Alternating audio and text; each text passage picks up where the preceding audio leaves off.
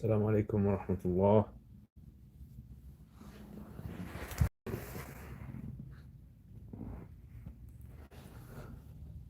يا الله.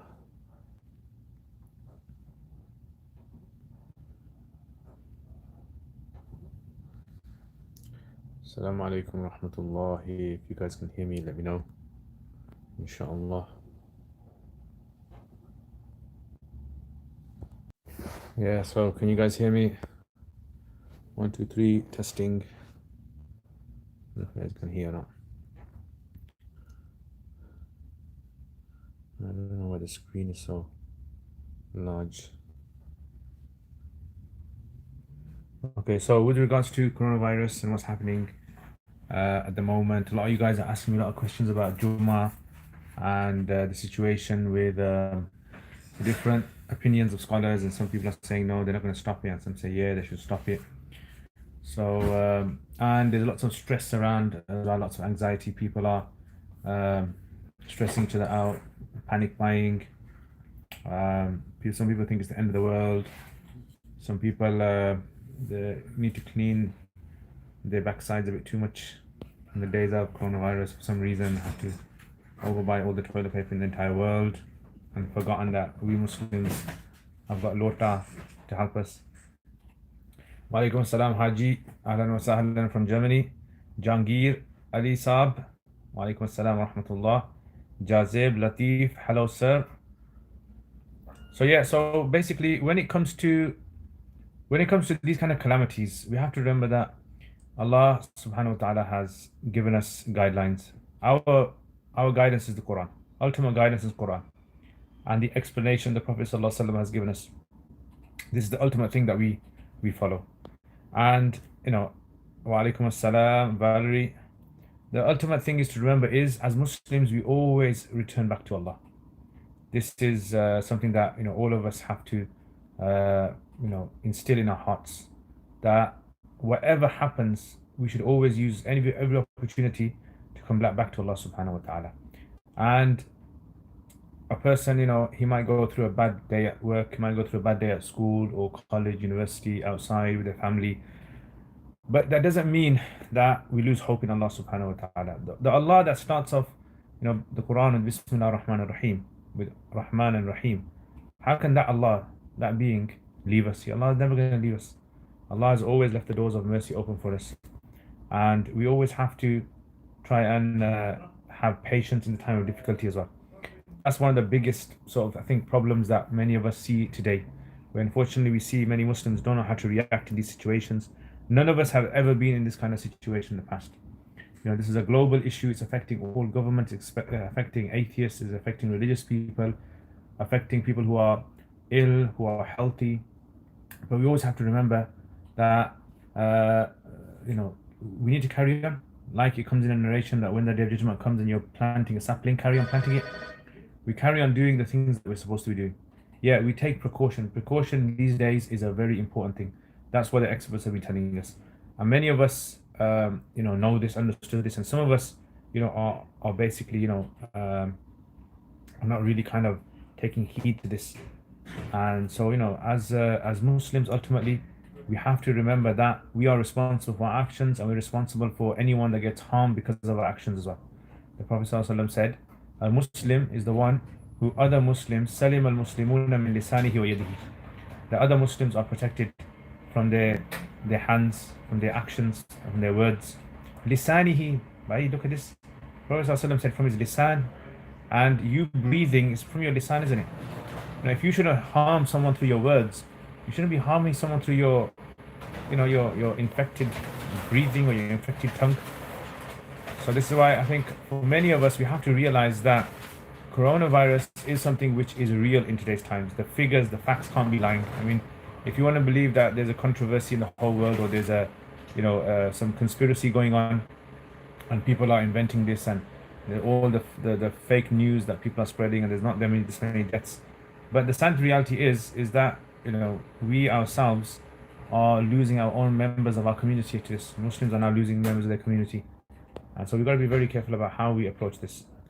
So anyway, if you got any questions, you can put them in the comments, inshallah. As for is this an azab or is this a test from Allah subhanahu wa ta'ala? The way that as Muslims we see things is we always see everything as a test. That's how Muslims by default see everything.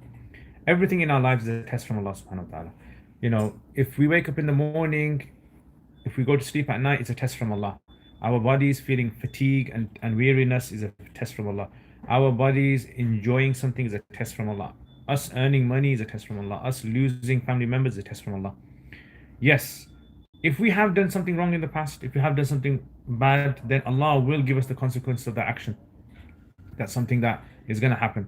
Like Allah says in the Quran, ظهر الفساد في البر والبحر بما كسبت أيدي الناس. So bad things happen on earth because of things that we have done.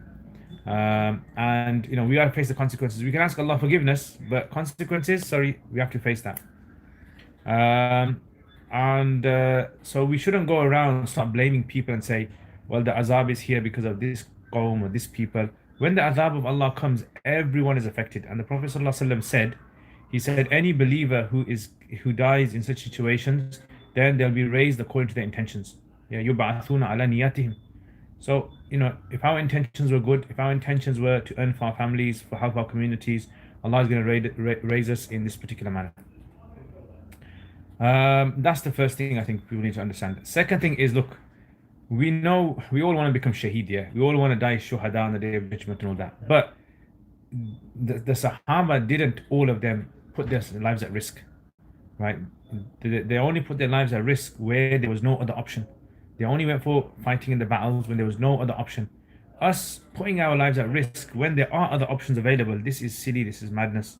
This goes against the Prophet ﷺ said, لا تتمنوا لقاء العدو.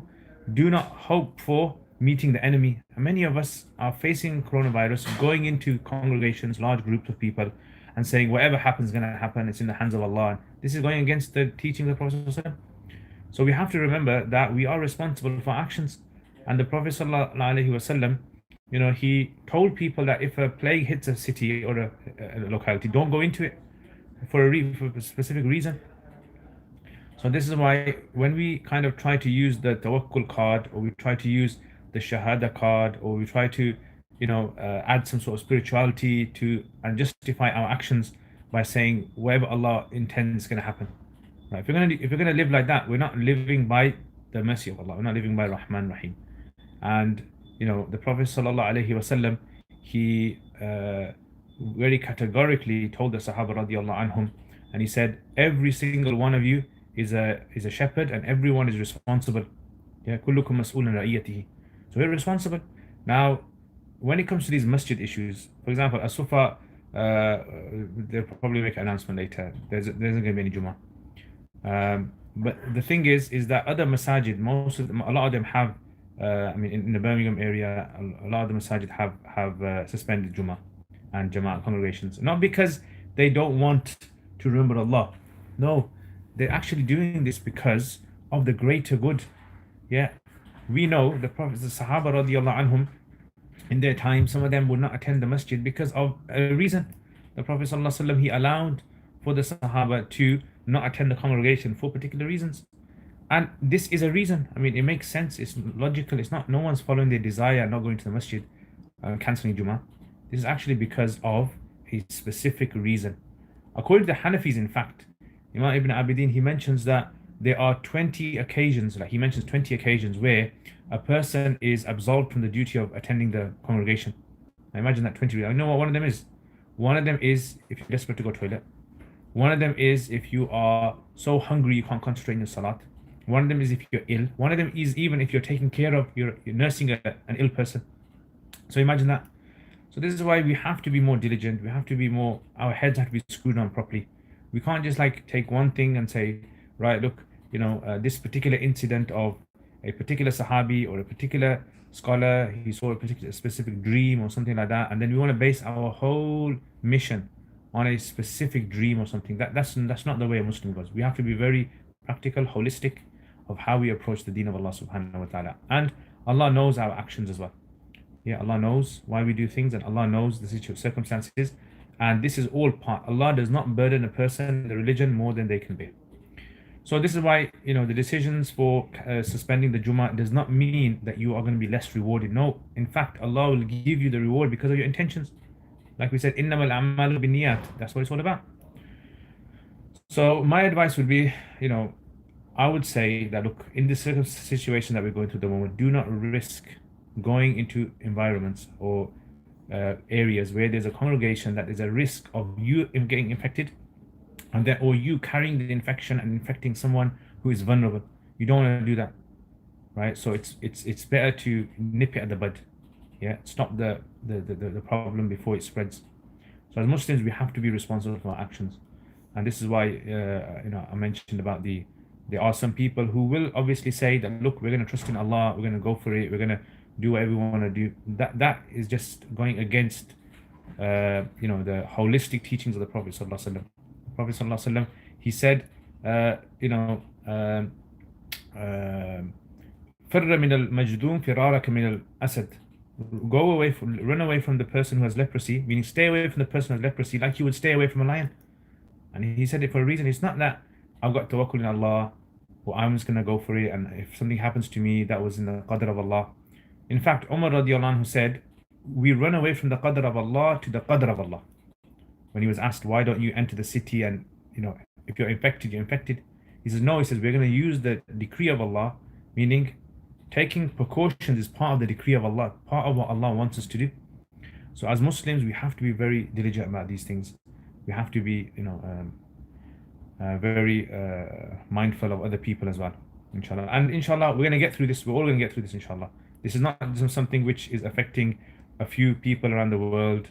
It's affecting everyone. And inna ma'al usri yusra, inna ma'al usri yusra, Allah says that with all difficulties there's ease, with all difficulties there's always ease. And this is going to blow over, and one day we're going to look back at this and we're going to tell our children, we're going to tell our families and friends, I was alive when the coronavirus situation happened, and you're going to remember, how you're going to remember yourself. You're going to be one of those people who didn't go and buy all that toilet roll, yeah? Or actually, you might be one of those people who bought all the toilet roll, yeah? Or you might be one of those people who had to use, that kind of toilet roll that, that kind of, in school used to have those really kind of rough ones. I don't know if you guys remember. But when we were in school, we used to have this toilet paper, yeah? It was that paper. It was that kind of tracing paper, yeah? you're gonna be doing istinja with tracing paper, bro. Yeah, it's a proper, times are rough. Yeah, times getting hot. Tracing paper, using tracing paper. You can use, like the bark of a tree or something. Yeah, so these are the situations, and these are the situations that we have. So anyway, let me just check out your questions and see what kind of questions you guys have got. Okay, so if you got any questions, you can put them in, or anything you guys are going through, or maybe you've got families who have been affected by this, or you've been affected, put in the comments. Will Jummah Salah continue at Sufa? No, it won't.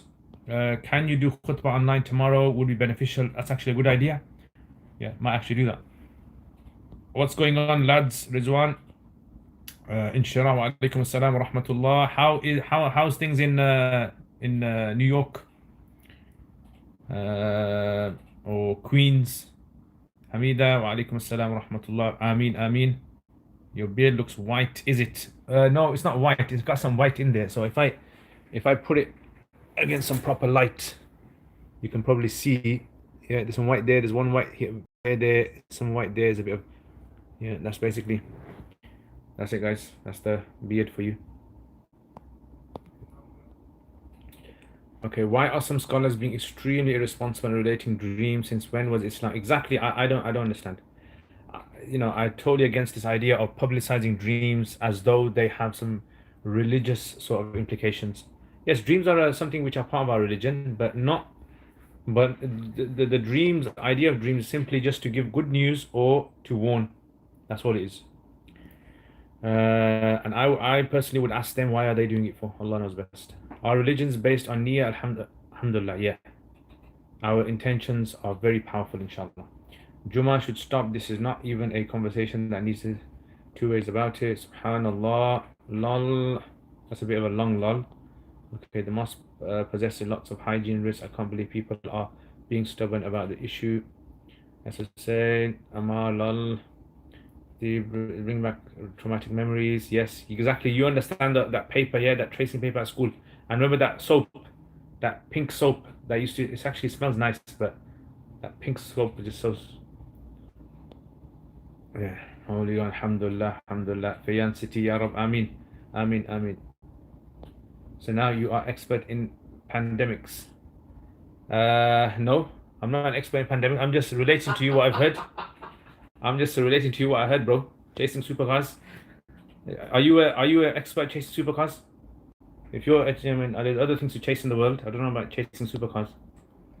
Okay, Ammar Saeed, have Alimiya classes been cancelled? They're shifted online, so we've shifted them online. Okay, maybe if you can get info about what to do if you're ill. There's a lot of info how to prevent it. E.g., wash your hand. But what if you actually get it? What shall we do? I mean, yeah, I mean, these kind of things, if you get it in your hand, I mean, these are things that we need to ask our doctors, ask the experts about how to do this. But according to what they're saying is they're saying wash your hands a lot. Yeah, wash your hands a lot. Adam Said, make dua for me and my family. I have been told to isolate myself as I feel a bit rough for the past 3 days with fever. Ameen. May Allah give you protection and give you afiyah. Okay, Sulaiman Ayub, alaikum assalam. Our part-time course is still running. So, I mean, emails going to be sent out regarding the classes. So just check out the emails, inshallah. So yeah, so we're just trying to get everything shifted onto online so that everything can be done online. But yeah, I mean, that's the situation. Yeah, and the problem is as we have confusion, lots of people who are confused about what to do, what's happening. But yeah, I mean, hopefully the email system, the online system should be set up, and if not today, then definitely tomorrow. Yeah, so just check that out. And we're telling all students, anyone who has any sort of symptoms or any sort of a person that's in their family that is vulnerable, do not attend class at all. Why could people just eat bat soup? Bat soup, you know what? Since I heard about bat soup, I'm thinking in my head, what does it taste like? I don't know. Have you guys thought about this? What does bat? Why is bat soup so amazing? Because Ebola was started from bats apparently, and this. What is it in bats? I don't understand. What is it in bats that tastes so nice? Does it taste like chicken? Does bat taste like, you know, that soft lamb? Does it taste like I don't know, you know, bone marrow? Paye? What does it taste like? Okay, what online platform are you using? So we're using Zoom and Hangouts. Meet. Yeah, we're using Zoom and Hangouts basically. I don't know about coronavirus, but having kids at home would kill me. Yeah, so yeah, I mean, that's another thing, isn't it? It's a lot of people are going to have the issue with regards to taking care of the kids and all that. Is it advised to self-isolate, but whilst isolating, what shall we do, such as drink water, take paracetamol? Hardly any info on this, nothing much. Yeah, I know. I mean, what I'm thinking is if I can maybe get like a doctor on or something, and maybe we can have discussions with them and we can ask them all the questions. That might be actually a good idea. Yeah, we can have some sort of like a podcast or something. But then we don't know. The doctor might give us some illness because the doctor's being exposed to so many patients. They need to stop eating bats, and not just bats. They need to stop eating other stuff as well. High risk for seniors. I'm not going out at this time. Yeah, take care. Stay home. Stay home, man. I would like Muslim leaders to emphasize that this situation should unite all human beings. We must show solidarity. Definitely, Ameen. Definitely. Please, brothers, listen to the experts in their fields. Every Sheikh Fulan now thinks are qualified to give fatwas. Definitely, everyone listen to Chasing Supercars, guys. Please listen to Chasing Supercars, an expert in giving advice. So I don't know, he's been chasing cars a bit too much. So chasing supercars, what I would suggest is you stop chasing supercars, and you also stay in your lane as well, exactly as your supercars are saying. Stay in your lane. Maybe cut down chasing supercars. Maybe start chasing, you know, fatwas. Yeah, chasing fatwas, chasing experts. So guys, please check out Chasing Supercars channel as well. Chasing Supercars is yeah. So please, Chasing Supercars, tell us some more things about yourself. Yeah, because I need to keep ourselves busy this time. Yeah, keep our spirits high as well. So yes, NHS website, so lots of information. Yeah, check out NHS website. Adi lol, Drunk Ninja, the Drunk Ninja. What kind of name is that, man? Come on. Drunk Ninja. I think it's a Japanese film about that. Okay, HK, any advice? Janaza burial, shrouding, barakallah fikum. I mean, at the moment, I don't know if if obviously the patient is someone who is going to cause the individual's passed away is going to cause these problems. Then, you know, just bury as you can, right? If you can't get close to the body, or some burial places they provide the kind of protective suits, use those. By the way, zombie apocalypse is a test from Allah. I mean, everything's a test from Allah. Chasing supercars is right. Yeah, truth hurts, bro. Definitely. Trust me, truth hurts big time, bro. I totally agree with you. Totally agree with you. Okay, Abrar, assalamu alaikum. Okay. Zahra, I have to do isolation. I think it's a perfect time to read Quran. Benefits. Yeah, definitely. Read Quran at home. Keep spirits high as well. Yeah, keep spirits high. Don't kind of like be put down by the mood of other people as well. That's something which can make a lot of people upset as well. It was my old gaming name. Oh, Drunken Ninja. Ah. So what kind of games did you used to play? Yeah. What kind of, was it like some good? Well, don't say to me something like one of those games, man. What's that one that we used to, the Blackwater, what's it called? Where you go around shooting people. Oh, what that's called. COD, COD, yeah, that's the one. Actually, COD, I feel like having COD, COD, fish and chips. May the force be. May the force be there. Definitely, definitely. Yeah, so. Okay, anyway. So, is everyone else okay? Everyone taking care of themselves? Being cautious? Yeah. Chasing supercars. Bye. Chasing supercars. You've gone quiet, man. Please, entertain us for a little while. We beseech you. We ask you humbly. Yeah. No offense, chasing cars. I'm just messing around. I know you mean well. I know you mean well. And Brother Isa Ahmed. Okay, what edition of Malfluti's Nazarat are you reading from? Other PDFs I looked didn't have a tashkil bit. So the one I'm using, I actually got it from Pakistan. Yeah, I got it from Pakistan. So I actually got it printed. So I don't know which one, because my friend had it and I got it photocopied. So I don't exactly know that. I'll have to check when I get home, inshallah. May Allah keep you and your loved ones in protection. Ameen, ameen, ameen. Jazakallah khair, guys. Jazakallah khair. So you look old today. I look, mashallah. It's the coronavirus, man. It's the coronavirus stress is getting to you. It's getting to me. Okay. Just try not to buy all the food. Yep. Do not buy all the food. There's been scholars in Pakistan who are speaking from whims, who seem to deny causality, cause and effect regarding coronavirus. One said, "We will continue to gather in mosques." Yeah. I mean, see, that's the thing in it. So you got a lot of people who are saying these kind of things, and the issue is obviously this is an unprecedented issue that scholars have faced today. So you are going to have people of different opinions, unfortunately. But the thing is that absurd things like, I'll take the death penalty if anyone gets, that's very silly. That's just, he is a sheikh. Oh no. Okay, all right, guys. So I think I'm gonna finish there, guys. I just thought I'd see how you guys are. Everyone's well. Yeah, everyone's take care of themselves in these times, and maybe, I don't know, maybe I might do a little series or something in the next few days regarding tribulations and tests and uplifting sort of topics. Yeah. I'm just thinking, shall I continue with the daily uploads, video uploads? I don't know if I should or not. Rosalie and Davira, assalamu alaikum. What's the corona confusion is all about and Juma, sir? Yeah, so I mean, what I would suggest is do not attend the Juma, right? It's best to avoid the Juma. Just pray your Dhuhr at home. If there is a small little Juma somewhere and you're not going to get it, just, you want to take the risk, right? Unless, I don't know, in your house you do Juma. I would avoid doing Juma in the house. Yeah, just pray Dhuhr. The scholars have said if there's no Juma, you just pray Dhuhr. Pray your Dhuhr individually, and inshallah it should be okay. You don't look old. Jazakallah khair. Google user, thank you very much. You have now scored 10 points. Yeah.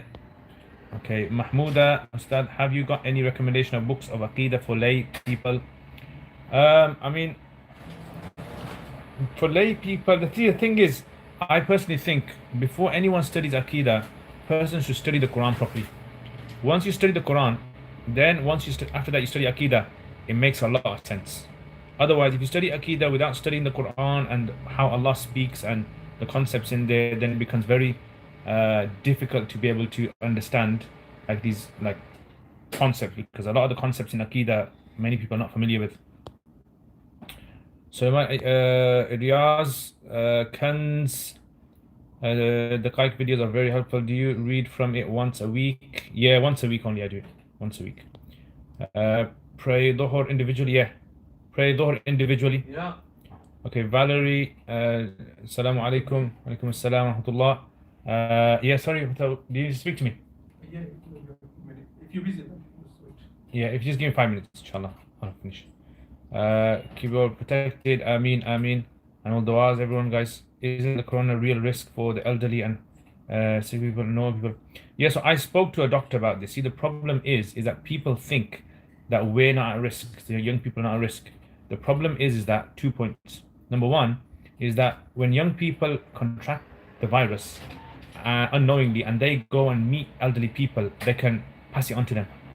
So that's the first problem. And the second problem is that I was speaking to a doctor yesterday, and he was saying a lot of young people are coming into hospital and they'll be putting on ventilation. And the problem is now we're out of ventilations. So if you don't have ventilation units and you come and you're a young person, and even if you can't breathe, you probably end up dying. There's a good chance of dying because they can't find a ventilation system for you. So this is why young people should avoid it as well. So he was saying a lot of people might have to die, or unfortunately we don't want that to happen, if it gets really bad, because the doctors simply do not have enough ventilation systems for the young people. So this is another issue, and a lot of people are not thinking about this. They just think to themselves, look, I'm young, it's okay, I can hack it, I'll just be ill for a week or so. But if you have pneumonia and breathing problems and you don't have ventilation system, then then you're gonna be in trouble. Anyway, Jazakallah khair, guys. I have to go now, so take care, inshallah, everyone. And again, chasing cars, I do apologize. I didn't mean no offense to you. Yeah, I was trying to be a bit cheeky there. And you're right. We should stay in our lanes and we should ask the experts. And I totally agree with you. And yeah, I'm just passing on to you what I heard from the experts. Anyone else, if I've offended you in any way, please forgive me. Jazakumullah khair, and I'll see you next time. Assalamu alaikum wa rahmatullahi wa barakatuh.